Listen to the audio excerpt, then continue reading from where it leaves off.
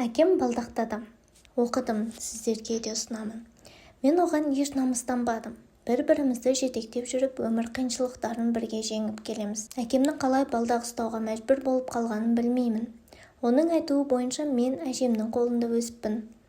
Бірінші сыныпқа барғанда анаммен мектепке келдім. Әкем біздің қасымызда ұзақ жыл болмады. Көбіне әжемнің қолында тәрбиеленгендіктен ата-анаммен ісім болмайтын. Өйткені мен тәрбиеленген үйде маған қажетті нәрсенің барлығы бар еді.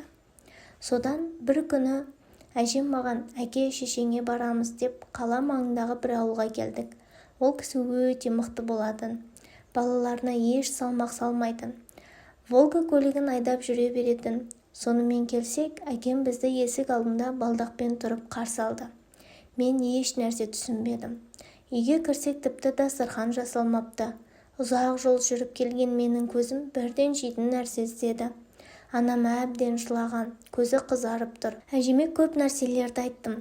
Келін, мына балаға жаның ашымаса екеуін де алып кетемін. Балама зорлап сен ешкім қоспады.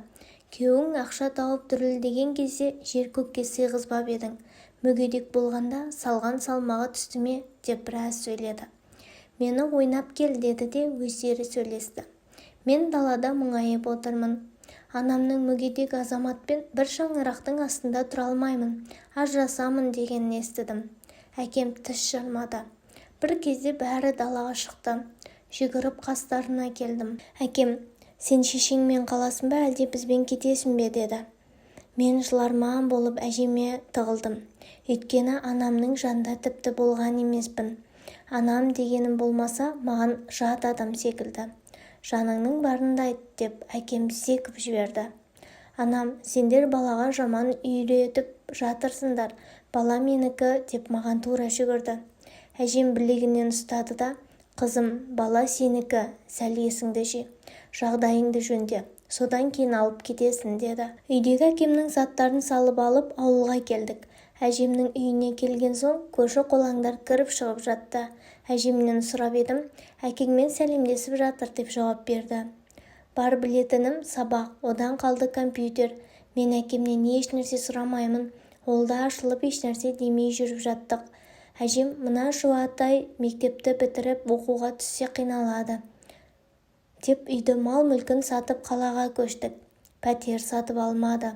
Жеке меншік үй алып жанынан дүкен ашты. Бір бөлмені аяқ киім жөндеу дүңгіршегіне айналдырды. Әжем сатушы, өзі тасушы, әкем етікші. Біраз уақыт шаруасын дөңгелеткен соң монша, асхана ашты. Ауылдағы жұмыссыз бала шағасын, немерелерін әкеліп жұмысқа салып қойды. Жері кең үй екен, созыла беретін сияқты. Әкем екеуміз ұзақ сырласамыз. Тағдырым деп арақ ішіп кетпеген. Темекі де тартпайды. Әжемнен оның жағдайын суыртпақтап сұрасам, тағдырдың маңдайына жазғаны дегеннен аспайды. Уақыт деген зымыран. Анам болса, сол күйі бізге жоламады. Әжемнің жанында жүргендіктен мен соншалықты анамды іздемедім. Мектепті жақсы бітірдім. Жоғары оқу орнына да қиындықсыз түстім. Әкем оны туыстарына жуып берді. Анамды шақырттық, бірақ міз бақпады. Оқу басталар алдында маған менің көзімнің тірісінде үйлен. Мен олай-бұлай болып кетсем, далада қаласың. Әкеңе қарайлап жүріп қалсаң, жағдайларың қиын болады деді. Алла әжемнің тілеуін берді ме, үйленетін болып шештім. Қызымды үйге таныстыруға келер шақта менің әкем мүгедек, балдақпен жүреді деп қойып қалдым. Қызым да ойланбастан, несі бар, екеулеп күтеміз деді. Мойнымнан бір ауыр жүк түсті деген ақылдың мәнін енді түсіндім. Міне, содан бері тату-тәтті өмір сүріп келеміз. Әжем бақилық болған. Бүгінде көп балалы әкемін. Әлеуметтік жағынан жалғыз екенімді сезбегеніммен, туыстық жағына келгенде қатты жалғызсыраған кездерім болды. Басымнан кешкен өмірімді өсиет етіп айтатындай жағдайды көрген соң, жастарға өнеге болсын деген ниетпен қолыма қалам алған едім. Жақында балдақты жанды көрдім. Күтімі болмағандықтан алақан жайып садақа сұрап жүр. Ішімнен, мына азаматтың да жанұясы болды ғой. Балдақтысың, көп ақша таппайсың деп әйелі, бала шағасы далаға лақтырып жіберген ғой. Әжемнің ақылдылығы болмаса, кім біледі, әкем түгіл мен қаңғып қалатын едім. Біздің тұрмысымызды түсініп, балдақты әкемді өз әкесіндей алақанға салып күтіп келе жатқан әйелімді мақтарға сөзім жетпейді.